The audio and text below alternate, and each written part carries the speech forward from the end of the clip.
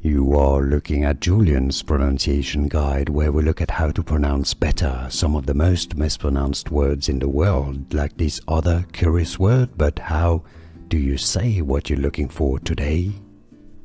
Let's learn how to pronounce the name of these Dutch artists. For more confusing names from arts and the history of arts, make sure to stay tuned. In Dutch it is pronounced as Escher, Escher, or some pronounce it also as Escher, Escher.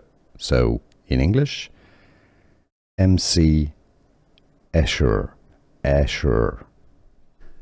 Here are more videos on how to pronounce more confusing words and names too many mispronounced. Like this video if you found it useful. I appreciate your support. I'll see you soon and thanks for watching.